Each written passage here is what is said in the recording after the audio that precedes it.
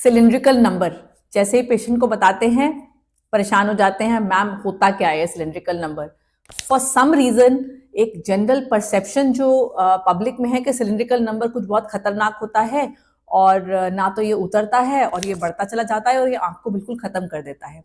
तो आज ये कुछ बातें हैं, कुछ मिथ्स हैं सिलिंड्रिकल नंबर के रिगार्डिंग, जिसको मैं तोड़ूंगी और आपको एक्चुअली बताऊंगी कि सिलिंड्रिकल नंबर होता क्या है और कैसे अलग होता है एक नॉर्मल नंबर से।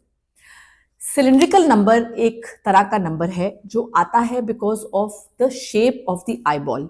आंख परफेक्टली राउंड ना होकर अंडे की तरह ओवल है। ओवल मतलब एक डायमेंशन ज्यादा लंबी है और एक डायमेंशन आपकी जो है वो स्टीप है।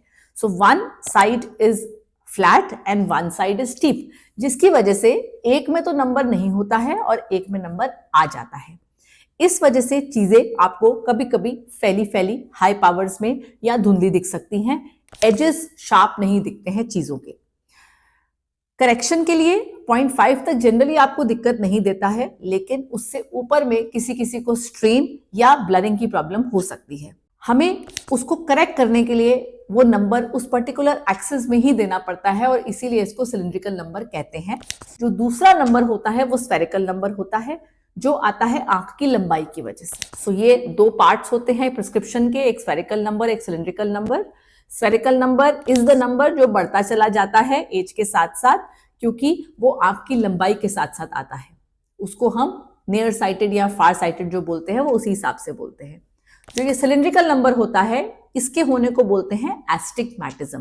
एस्टिग्मैटिज्म जिसमें आंख की जो शेप है राउंड ना होकर थोड़ी ओवल है। ये जनरली बाय बर्थ डिटरमिन्ड होता है कि हाँ आंख की ये शेप आने वाली है। इसमें एक्सटर्नल फैक्टर्स बहुत कम इन्फ्लुएंस करते हैं। फोन देखना, टीवी देखना, कंप्यूटर देखना, इस सब से फर्क नहीं पड़ता है। ये भगवान ने डिसाइड करके भेजा है कि आपकी जो आंख है उसकी ये शेप आने वाली है और उसमें ये सिलेंडर नंबर आने वाला है। ये काफी हद तक अगर पेरेंट्स में है तो भी बच्चे में आने का चांस रहता है। So when the cylindrical number comes, it comes early because ये बाय बर्थ ही है। तो बहुत बार 3 साल का बच्चा आता है हमारे पास रूटीन चेकअप के लिए, उसमें सिलिंड्रिकल नंबर निकलता है, 2 नंबर निकलता है, पेरेंट्स घबरा जाते हैं। The child is not visually disabled, उसको ऐसा नहीं है कि दिखाई नहीं दे रहा है, लेकिन उसको परफेक्ट दिखाई नहीं दे रहा है, उसको 6/6 दिखाई नहीं दे रहा है जो उसको दिखना चाहिए। तो ऐसे करेक्शन के लिए हमें चश्मा देना पड़ता है अगर सिलिंड्रिकल नंबर 1 से ऊपर है। At even the age of 3 और 3.5 और 4 जब भी वो डिटेक्ट हो रहा है, प्री स्कूल भी, तो उस नंबर को हम दे देते हैं। कोई इतना घबराने वाली बात नहीं कि अरे मैडम 2 नंबर आ गया, ये तो 2 नंबर है दे रहे हैं। लेकिन अच्छी बात यह है कि सिलिंड्रिकल नंबर ज्यादातर बढ़ता नहीं है, ये ऐसे ही रहता है। Once the cornea stabilises, the corneal shape stabilises, कोई और कारण ना हो तो ये नंबर ऐसे ही रहता है और बहुत लेट तक, जब तक आप बड़े नहीं हो जाते 40-45 तक, जब तक दोबारा से कॉर्निया में चेंजेस ना आने लगे तब तक ये स्टेबल रहता है। ऐसा भी होता है कि 3 साल में डिटेक्ट हुआ और उसके बाद यही चलता रहा, कुछ इंक्रीज ही नहीं आया सिलिंड्रिकल नंबर में। सो ऐसा कोई घबराने वाली चीज इसमें नहीं होती है। It's a very natural kind of a thing. किसी किसी को आता है, in fact it's pretty common, but ज्यादातर लोग समहाउ डरते हैं इसके बारे में सोचकर। क्या क्या फैक्टर्स होते हैं जो एक्चुअली इसको अफेक्ट कर सकते हैं? बहुत ज्यादा इचिंग करना, जो बहुत ज्यादा रबिंग और इचिंग करते हैं, जिनको एलर्जीज रहती हैं आईज में, उनका देखा गया है कि नंबर टाइम के साथ साथ बढ़ सकता है क्योंकि कॉर्निया को बहुत जोर से रगड़ा जा रहा है। दूसरा एक कंडीशन होती है केराटोकोनस, जिसमें आंख की जो पुतली है वो थोड़ी सी कमजोर होती है और वो बाहर की तरफ को प्रोट्रूड करने लग जाती है लाइक अ कोन। सो उस केस में भी सिलेंडर जो है एकदम से इंक्रीज होता है। So after a certain age, after 6 years 7 years, अगर कभी सडन जंप ऑफ सिलेंडर आए, 1 से 2 हो गया, 1 से 3 हो गया, सो इसको इग्नोर नहीं करना है। This has to be evaluated कि क्या वजह है कि नंबर बढ़ा है, क्योंकि ये नॉर्मल नहीं है, ये बढ़ना नहीं चाहिए। कैसे इवेल्युएट करते हैं इसमें? कॉर्नियल टोपोग्राफी या कॉर्निया की स्कैनिंग करते हैं शेप की देखने के लिए कि कहीं केराटोकोनस या कोई और तकलीफ तो नहीं बन रही।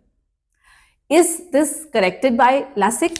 Yes, cylindrical number is corrected bye LASIK. ऐसा कुछ नहीं है कि हम लासिक नहीं कर सकते सिलिंड्रिकल नंबर में, बशर्ते आपका जो कॉर्नियल टोपोग्राफी है, जो कॉर्निया की जो आपकी शेप है, वो सब विद इन नॉर्मल लिमिट्स हो, वो लासिक झेलने लायक हो, तो आप वो करा सकते हैं। उसमें सिलेंडर या स्फेयर में फर्क नहीं पड़ता है, we can still go ahead. So सिर्फ सिलिंड्रिकल नंबर होना कोई मनाही नहीं है कि हम लासिक नहीं कर सकते। और जिनमें नहीं कर सकते, सपोजिटली कॉर्निया में कमजोरी है, नहीं कर पा रहे, तो उनके लिए और ऑप्शंस है, ICL, IPCL है, जिसमें लेंस आंख के अंदर फिट कर देते हैं और सिलेंडर उतर जाता है। बट यस, ये सब छोटी उम्र में नहीं होता, 21-22 के बाद ही होता है, once the number has fully stabilised. अब आप जानते हैं सिलेंड्रिकल नंबर क्या होता है, कोई इतनी बड़ी घबराने वाली बात इसमें नहीं है।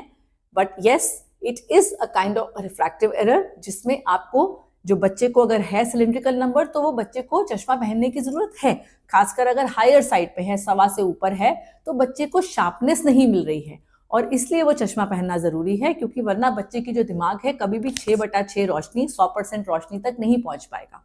इसलिए चश्मा पहनना बच्चे के लिए बहुत जरूरी है। बहुत सारे पेरेंट्स ये भी पूछते हैं, मैम ये दूर का चश्मा या पास का है?